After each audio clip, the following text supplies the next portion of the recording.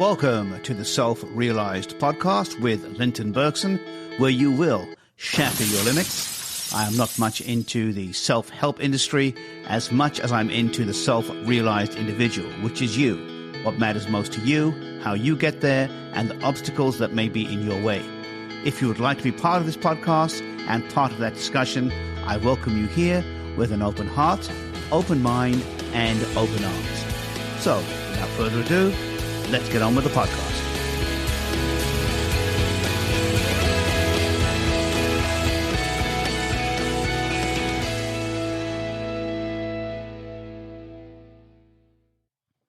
Welcome to the Self-Realized Podcast, Shatter Your Limits. I am Linton Bergson, and this is episode 13, Self-Confidence, How Do You Have It?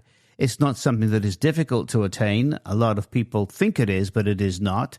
It's kind of a common sense approach to self-confidence, which I'm going to give you today. Self-confidence basically is understanding that you haven't, at the moment in time, established a pattern of behavior that you're familiar with in order for you to be comfortable in a situation or situations that you're going into, so you don't feel confident in them.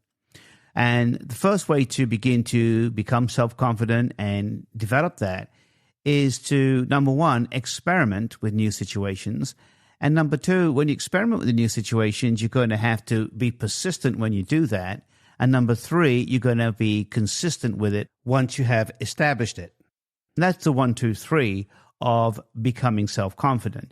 In this episode, I'm going to break those down for you. I'm going to explain them to you in a lot more detail. And by the end of the episode, you'll be able to apply them without any problem whatsoever and be more self-confident in every area of your life. Let's start out with looking at the ability to experiment, which is a crucial and critical factor in all our lives. If we are unwilling to experiment with new ideas and new concepts, then we are going to stagnate. And an important part of understanding self-confidence, it's not just about having it, it's about growing it and keeping it, because you are going to need to grow in self-confidence. I'm sure that you've heard that. You're growing in self-confidence because you keep putting yourself in situations that are allowing you to grow. And how do you grow? By experimentation. In order for you to get comfortable with that concept of experimentation, just think of it this way. Most areas in your life that you are now comfortable with, at some point or another, you were uncomfortable. You can take that from the premise of riding a bicycle or driving a car, learning new computer software. All of those are new things that you have done or did do at some time or another. And you became comfortable with them because you were persistent and you kept at it until you mastered it. And that's all self-confidence is asking you to do. And you can make a mountain out of a molehill. We can all do that with this big word of self-confidence. Just get it down to a simple idea of experimentation to begin with. And once you capture that in your mind as a real picture, well, I can experiment with different things. I've done that before. It becomes less daunting. So we're going to start out there with this list of things that you want to begin to, and I suggest you make a list, prioritizing it first, on things you're not comfortable with and would like to become more confident in. Because the only reason you're not confident in something is because you're not comfortable with it. Those two C's go together. Comfort and confidence. Make that list prioritized on what it is you want to accomplish in your life. For instance, if you want to be more comfortable in social situations and you find that's really affecting your life, then put that down as number one. Number two, you may want to be more confident in the way you address people in your communication, which again gets back to number one, social situations. And so you begin to prioritize this list, 1, 2, 3, 4, 5. And as you begin to prioritize the list, you will look for ways to create situations that you can begin to experiment with in order for you to begin to get comfortable and confident in what it is you're trying to establish. For example, you may have social anxiety, a lack of confidence of meeting people in person, handshakes, eye contact, different things, because it is not something we do as much as we used to. And so having confidence in that area is something I found that some people don't have and would like to have more of, so they don't have the social anxiety when they're in that situation. Whatever your list has on it, Just make sure it's important to you and you don't have the confidence in it yet so that you can establish confidence in something that you're trying to attain. Once again, going back to social situations, if you are uncomfortable in social settings and you'd like to have that as part of your list and you want to become more confident, you are now going to have to begin a second list of where these situations are that you might be able to create or go to that you can place yourself in order for you to get more comfortable and confident. Because unfortunately, as human beings, we are designed to avoid situations we are not comfortable in. And so we don't actually grow or develop ourselves or gain confidence. You actively have to set your mind towards something in order for it to occur, especially that which is uncomfortable. So make sure you don't sabotage yourself before you've started by not going to different situations or places that may force you to address the very thing that you're trying to be confident in, which is being better around people. And I addressed that in Overcoming Fear in the last episode 12, because a lot of lack of self-confidence is fear. It's fear-based, the what if. Accept the fact that when you're experimenting with anything, you're not going to succeed on day one. And that anything you don't succeed on in day one doesn't mean that you're a failure, and it doesn't mean it won't work. Anybody who has become confident at anything went through the phase of experimentation before they were able to be confident in what they were able to do. And that's you. You're going to experiment and you're going to come up with something that works for you that you are now confident with. And the only way for you to own that and begin to make that part of your life is by being persistent, which leads me into the second part of today's episode, which is persistence. Because you can experiment all you want, and the natural tendency of us all is, when the going gets tough, is not to keep going, but is to quit.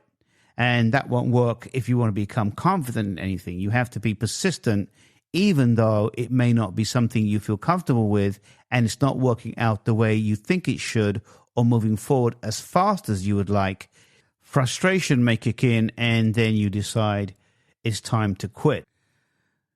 The major differentiation between people who succeed and people who don't is not talent, is not book learning, is not the degree they have after their name. You'll find that most people who have become successful and confident in what they do is because they persisted. They just never gave up. And that's a trait that if you don't have it now, in order to have self-confidence and become good at something and feel good about yourself and what you accomplish in life, is persistence. It is grossly underestimated. It is a cornerstone of results. It is a cornerstone of you feeling good about yourself. It's a cornerstone of you building character in you and then making that a core part of yourself. Because once you work with persistence and you begin to understand how valuable an attribute that is to you and your life, you will now have it as something that is a backdrop to everything that you do. Experimentation without persistence is like breath without lungs. They work together to give you life. They breathe together and they work in concert. And that's what you establish when you're trying to build self-confidence, is experimentation, willingness to experiment, coupled with persistence. And once you have those two working together, you can begin to see what works for you and understand why it works and begin to implement it. Because now you've gone from the experimentation stage, you've run some tests on it to see if it works for you, you've persisted with it, and you do see now that it works. And so now you're going to be consistent with it, and you're going to implement it on an ongoing basis. For example, if one of the areas you wanted to be more self-confident in was in meeting people in social situations, and you had run the experiment several times and put yourself in different social settings to get confident and be more comfortable, you may have decided that one of the things that you were aware that works for you is a firm handshake and eye contact when you first meet someone. You may have realized that that sets the tone for the conversation and the meeting and how you interact with that person going forward, that initial contact. And you learned that, obviously, from experimenting with it. Now you've owned it. You may not have had it right off the bat. You had to persist with it to get the handshake right, the eye contact right, not overly too strong on the handshake, not too staring on the eye contact. So you got a nice balance. Well, now you own it because you were persistent with it and you began to see what really works. Now what you're going to do is consistently apply it because you know it works. And consistency now becomes part of your life. It's an implementation. What consistency allows you to do when you are very self-confident, it allows you to build habits, because that's what consistency is. It is finding behaviors that work for you, applying them over and over again. So now you have habits that work for you in areas that you didn't have before that are effective. Now you have self-confidence you didn't have before because you are consistently applying what you experimented with, persisted with, found out that it worked, and now it is part of your life. And that's when you can say to yourself, wow, I didn't know I am or could have been as good at this as I am today. And the only reason you're going to say that to yourself and pat yourself on the back is because you now consistently are in ownership of a behavior that you didn't have before because of running the experiment and persisting with it to find out that it works. What you don't want to have happen is the lack of consistency in the beginning especially will take all the work you've done in the experimentation stage and the persistent stage and throw it out of the window if you don't consistently apply it. Because what will happen, especially when you're establishing this self-confidence, it can get shaken. And unless you are consistently applying it, there will be times, it's just the nature of things, that you may second guess yourself because it maybe didn't work the way it normally does or the way you thought it would on an ongoing basis. That doesn't mean that it's not working. It just means that you're adapting it because you're going to continue to adapt what you learned in the experimentation stage and the persistent stage as an ongoing working behavior. Confidence means that you can take something that you know works and you can keep developing it and growing on it and taking it further and further, just as businesses do, just as individuals do. And I've seen this in all the work I've done with large organizations, individuals, small companies. You begin with the experimentation stage. You begin with that stage of, okay, let me begin to experiment with this, then be persistent with it, even though it may not be something that I'm comfortable with, until it becomes a behavior that I can implement and own. The downside to the experimentation stage, which I'll give you, and you will go through this, and that stage of persistence, is that when you begin to experiment with something, you have a lot of doubts. You begin to question yourself. You begin to even get angry about, why am I doing this? Why don't I just continue on the way I was before? Well, that's very restricting because the way you were before, obviously at some point wasn't working for you, or you wouldn't be trying something new. And you have to remind yourself of that. And the danger of not continuing the experiment is that you will continue old behaviors that are not helping you grow. And you know that internally. The self-realized individual always knows internally, that's a place you go first, is within, that my life is not working the way it needs to now. So I need to implement new things in order to move it forward. And in order for you to do that, you may be in the stage where you need to have greater confidence in different areas. And that's why the experimentation stage is so important, because if you don't get past it, you cannot grow. And there will be different stages of this that you look at. In experimentation and going into the persistence part of it is that in between those two stages, there are two things that are going to happen. You're going to get angry about what it is you're doing. You might get frustrated even. And in that anger and that frustration, you want to give up and go back to the old behaviors. Don't.